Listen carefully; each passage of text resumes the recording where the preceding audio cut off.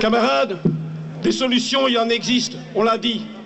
Il y a trop de riches qui ne payent pas d'impôts. Il y a surtout trop d'entreprises qui n'en payent plus à cause des intérêts notionnels. Et nous disons qu'il y a des solutions, qu'il faut aller chercher l'argent là où il se trouve. Et on cite toujours les États-Unis. Mais vous savez qu'aux États-Unis, l'impôt des sociétés, c'est 40%. En Belgique, c'est maximum 25% en moyenne.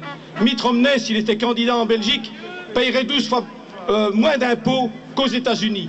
Donc, ce n'est pas la question de l'impôt qui tue le travail, mais il faut un impôt beaucoup plus justement réparti. Et donc, à ce sujet, je voudrais quand même dire quelques mots sur la dette publique. Depuis quelques années, on nous assaille sans arrêt avec cette dette qui serait devenue insupportable pour les générations futures. Mais vous savez pourquoi cette dette existe? Eh bien, elle existe en partie parce qu'on a injecté des milliards dans le système bancaire, parce qu'on vient encore d'injecter 2,9 milliards chez Dexia et qu'on a pour plus de 50 milliards de créances qui peuvent nous tomber d'un coup sur la tête, parce que ce sont les garanties de l'État. On a garanti l'argent des riches. Il faut que ceci cesse.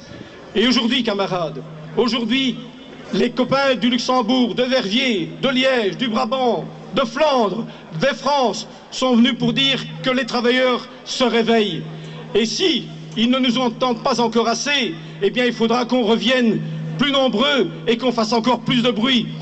Eh bien camarades, c'est le rendez-vous que je vous donne. Revenons, si le gouvernement ne nous entend pas, revenons plus nombreux, revenons en force et faisons du bruit. Ensemble, on est plus fort.